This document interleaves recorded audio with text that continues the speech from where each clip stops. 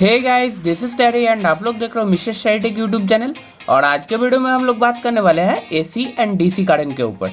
उससे पहले मैं आपको बता दूं, वीडियो एंड तक जरूर देखना और चैनल पे पहली बार आए तो चैनल को कर लेना सब्सक्राइब एंड वीडियो को एक लाइक कर देना। तो चलिए दोस्तों, वीडियो को करते हैं शुरू। सो गाइस, किसी भी कंडक्टिव वायर या मेटल के अंदर से यूनिट वोल्टेज के अंदर कितना इलेक्ट्रिक चार्ज फ्लो करता है, इस रेट को करंट कहा जाता है। और करंट का जो यूनिट होता है वो होता है एम्पियर, जिसे कि कैपिटल ए से डिनोट किया जाता है।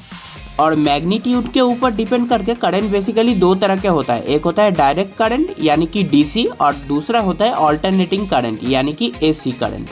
और इस वीडियो में हम लोग डीसी और एसी करंट के ऊपर डिस्कस करेंगे। सो गाइस, किसी भी कंडक्टिव मटेरियल के अंदर अगर पोटेंशियल डिफरेंस होने पे इलेक्ट्रिक चार्ज फ्लो करता है और इस इलेक्ट्रिक चार्ज का फ्लो वन डायरेक्शन में होता है, तो फिर उस करंट को डीसी यानी कि डायरेक्ट करंट कहा जाता है। और डीसी का लगभग दो तरह के सोर्स होता है। एक होता है इलेक्ट्रोकेमिकल सेल यानी कि बैटरी, और दूसरा होता है अगर एसी करंट को डीसी करंट में कन्वर्ट किया जाए। और डीसी सोर्स में दो तरह के टर्मिनल देखने को मिलता है। एक होता है एनोड यानी कि पॉजिटिव टर्मिनल एंड दूसरा होता है कैथोड यानी कि नेगेटिव टर्मिनल। और करंट का फ्लो हमेशा पॉजिटिव से नेगेटिव टर्मिनल की तरफ होगा। और डायरेक्ट करंट का टाइम के ऊपर वोल्टेज का ग्राफ ऐसा होता है। और करंट का फ्लो हमेशा पॉजिटिव पोटेंशियल पर होगा या तो नेगेटिव पोटेंशियल पर होगा।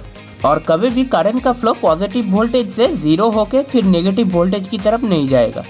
सो गाइस, डीसी का सर्किट डायग्राम कुछ इस तरह का होता है। और डीसी सोर्स के साथ डीसी लोड को हमेशा पैरेलली टर्मिनल मैच करके लगाया जाता है।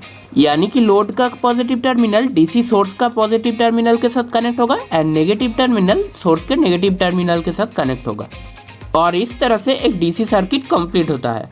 और अभी बात करते हैं ऑल्टरनेटिंग करंट के ऊपर। और ऑल्टरनेटिंग करंट बेसिकली एक ऐसा करंट होता है जिसमें इलेक्ट्रिक चार्ज का फ्लो पोलैरिटी के साथ डायरेक्शन हमेशा चेंज करते रहता है। और एसी करंट का जो सोर्स होता है वो होता है एसी डायनामो या एसी ऑल्टरनेटर।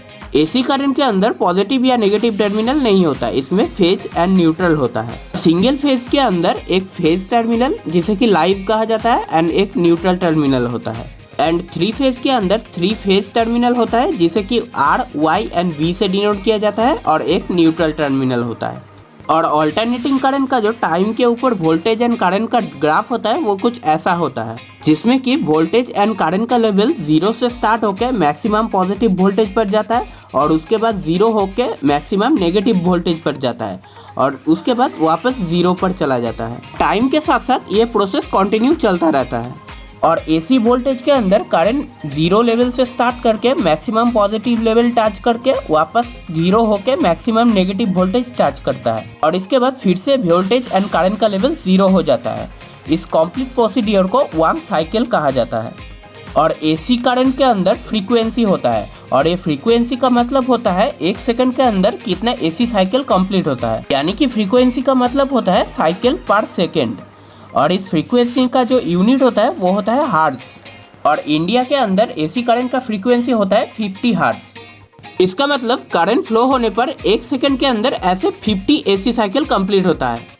और एसी का जो सर्किट डायग्राम होता है वो कुछ ऐसा होता है। और इसमें एसी सोर्स के अंदर दो टर्मिनल होता है, एक फेज एंड एक न्यूट्रल। करंट का फ्लो फेज से निकल के एसी लोड के अंदर से होते हुए न्यूट्रल की तरफ जाता है। और अगले ही पल सोर्स अपने पोलैरिटी चेंज करता है, यानी कि फेज की जगह न्यूट्रल हो जाता है और न्यूट्रल की जगह फेज हो जाता है।